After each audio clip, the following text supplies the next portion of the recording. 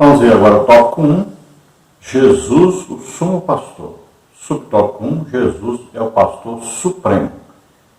A expressão grande pastor das ovelhas, que aparece em Hebreus 13, 20, refere-se diretamente à sublimidade do Senhor Jesus como pastor do Novo Testamento, marcado pela humildade e despojamento da sua glória.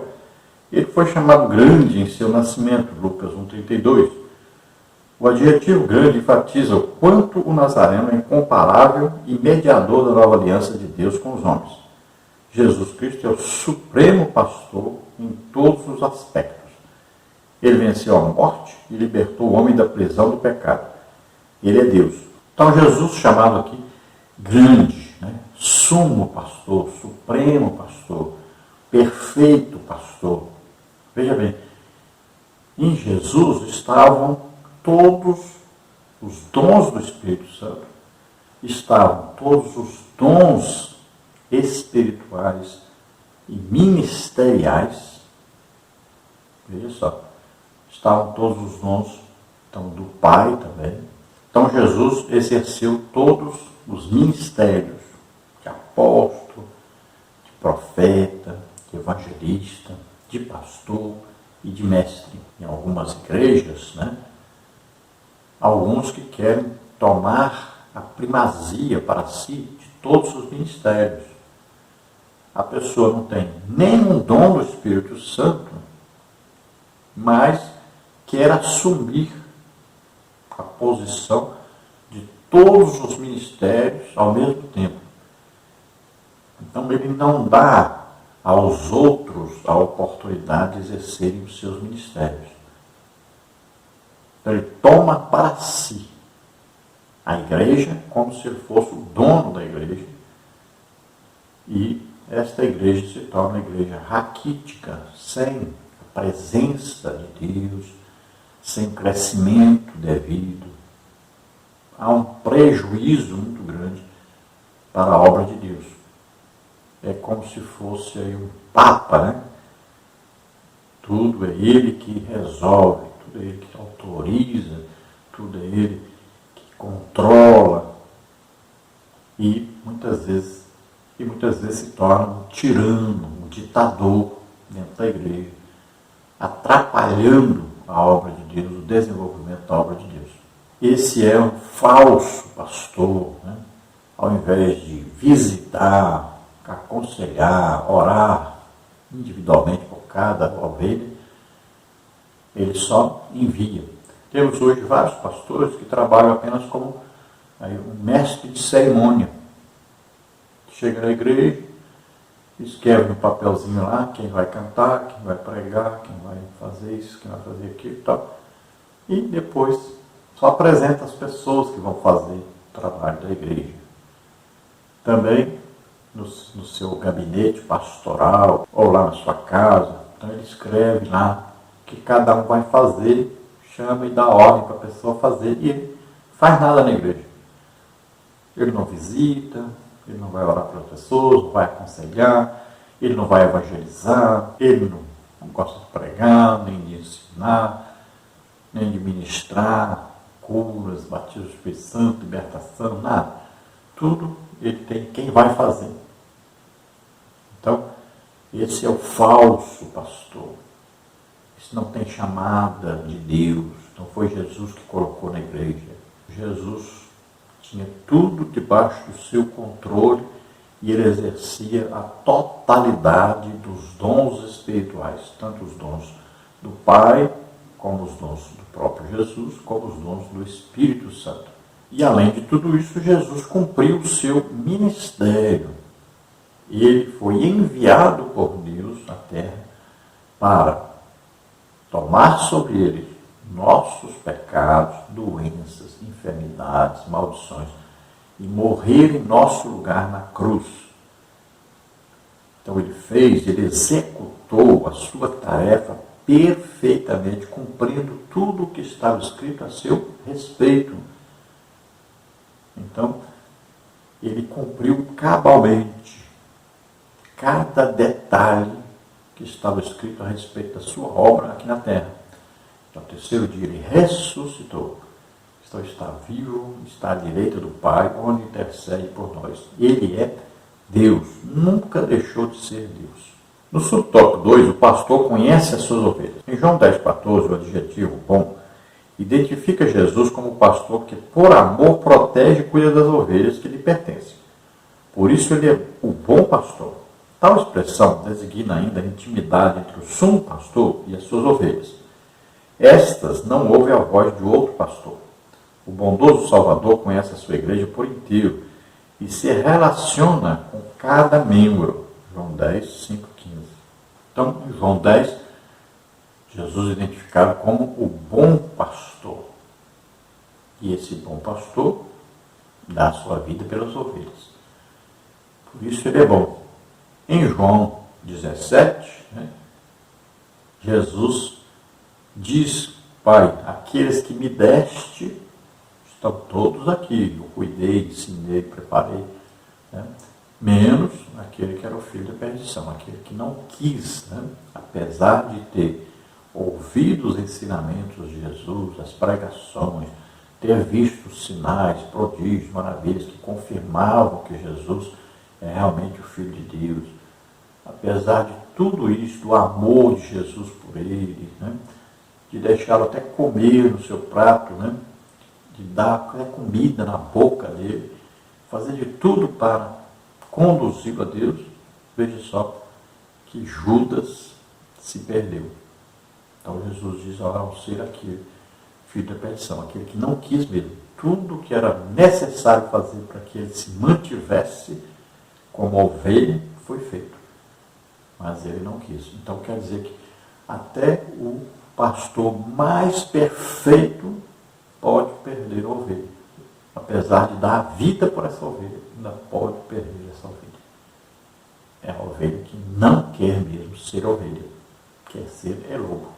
Então o bom pastor também indica que é um pastor íntimo da ovelha. Conhece a sua ovelha conhece também. Ele identifica a voz da ovelha e a ovelha identifica a sua voz.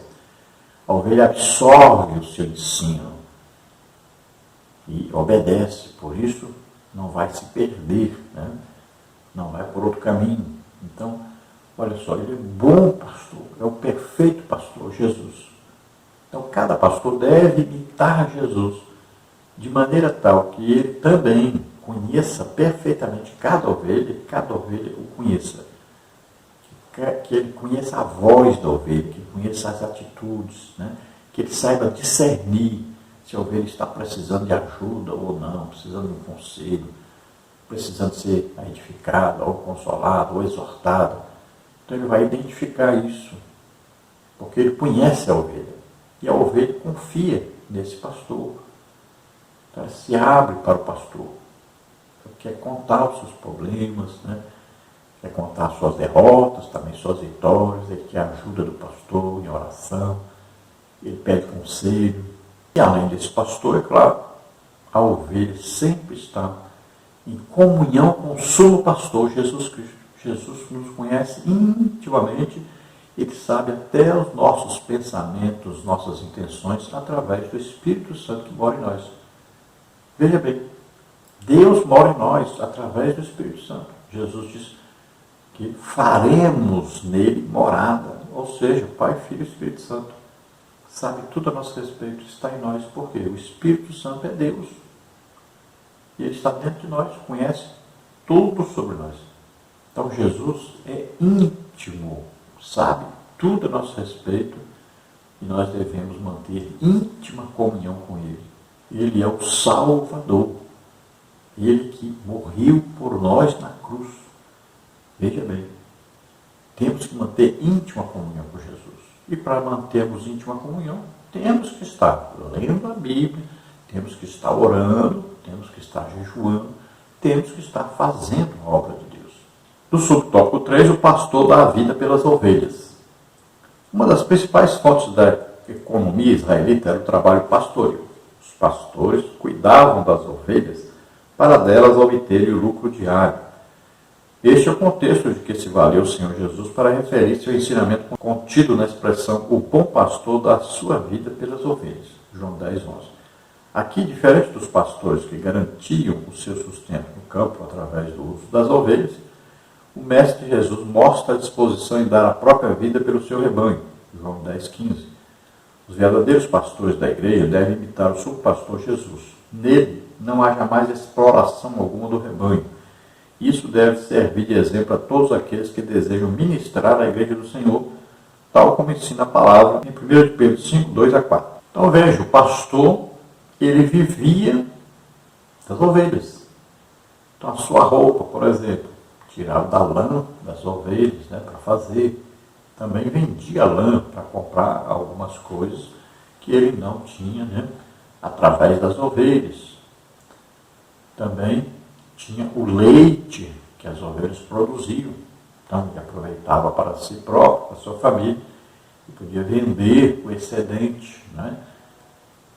Sempre, tudo o que ele ia fazer dependia das ovelhas. Veja, esse é o pastor legítimo. Aquele pastor que trabalha fora, trabalha secularmente, ele não está dependendo exclusivamente das ovelhas. Veja só, isso vai fazer dele um péssimo pastor.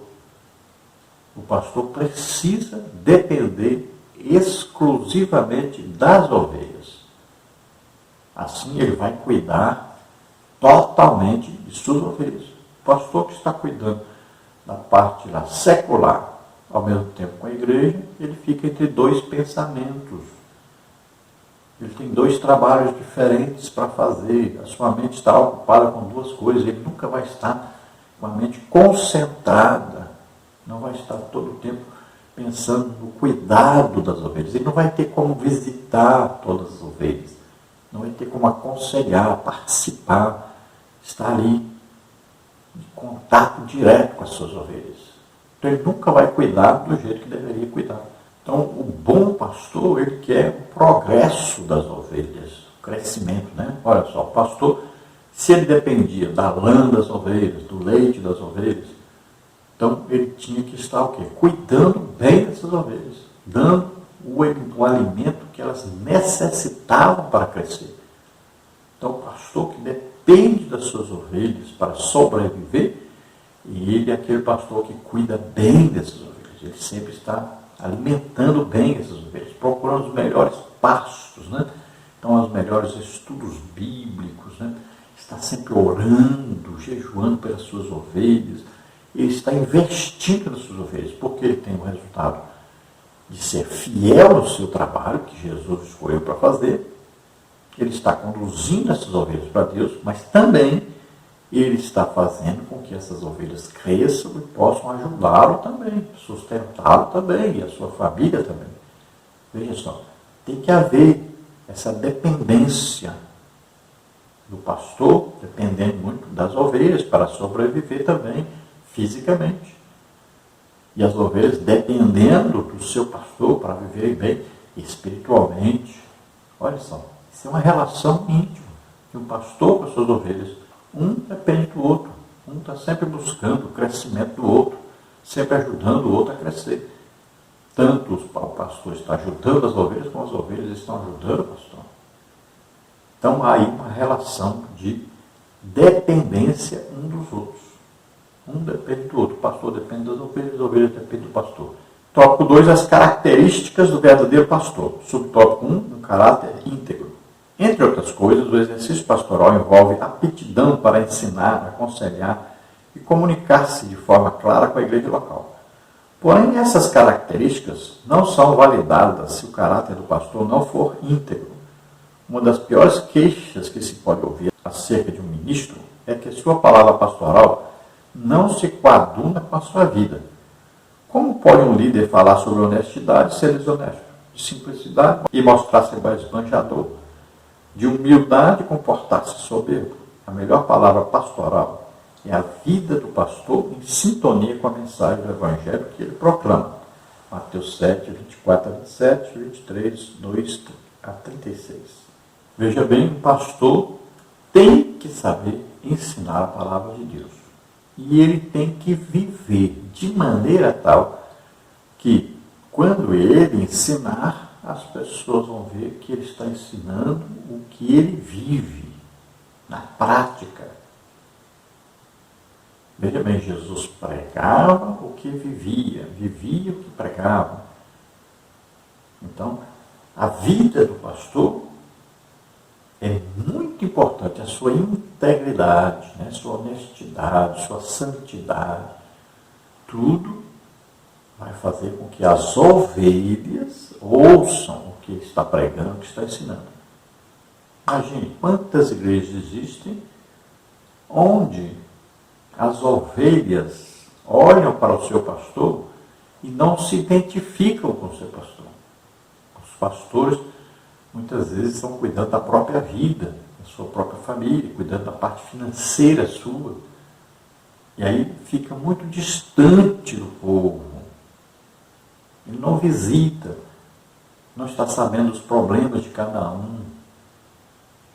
Ele não está indo lá, não está tendo intimidade com as ovelhas. Às vezes ele está pregando sobre uma coisa que ninguém quer nem saber disso, nem se interessam por isso. Ele está vivendo em outro mundo, não no mundo que as ovelhas estão vivendo.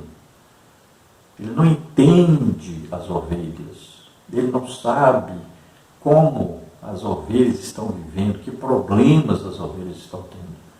Então não se identifica. Então muitas vezes as ovelhas não têm no seu pastor um amigo, um companheiro, uma pessoa que se pode confiar nela, confiar segredos a essa pessoa.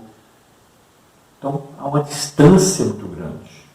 Fica lá aquela pessoa no púlpito como se fosse um dono da igreja, o todo-poderoso, né? Ele não pertence ao povo, ele não pertence à mesma classe do povo, ele não pertence ao mesmo tipo de povo que ele está cuidando. Então a distância é muito grande, isso não pode haver. O pastor tem que se misturar com as pessoas, ele tem que estar lá presente, tem que estar lá na casa de cada um, entendendo a cada um, ouvindo a cada um, orando por cada um. Ele precisa dessa intimidade. Aí sim ele poderá trazer a mensagem que as pessoas estão precisando realmente de ouvir. Então o pastor deve comunicar-se bem com as suas ovelhas. E um caráter, né? Deve pagar em dia suas contas, né? Deve saber controlar financeiramente a ele e a família. Um pastor deve ter integridade, honestidade, santidade. Não pode ser um namorador, né? Não pode ser um beberrão. Ele não pode entender mais de assuntos corriqueiros do mundo do que das coisas de Deus, né? Então tem que ser um especialista na palavra de Deus, como responder a cada um, como tirar dúvidas de cada um, como saber o que está na Bíblia para poder aplicar a cada situação das suas ovelhas. Então tem que ser uma pessoa honesta, né? Pessoa íntegra, santa, irrepreensível, simples, humilde. Então quando o rebanho sabe que o seu pastor está vivendo em pecado, esse rebanho não ouve mais seu pastor, não absorve as mensagens, né? O ensino. É um povo que vive fraco, sem direção. Exemplo para os fiéis e os infiéis. O texto bíblico de 1 Timóteo 3, 2 e 3 afirma que o bispo não deve ser dado ao vinho espancador, cobiçoso de torpe ganância, contencioso ou avarento. A recomendação é que o obreiro seja moderado. A igreja, o corpo de Cristo, precisa contemplar em seu líder sinais claros do fruto do Espírito, tais como autocontrole, mansidão, bondade e amor. Estas características denotam idoneidade moral e maturidade espiritual. A mesma postura moral que o pastor atesta aos fiéis deve ser demonstrada igualmente aos infiéis. 1 Timóteo 3, 7.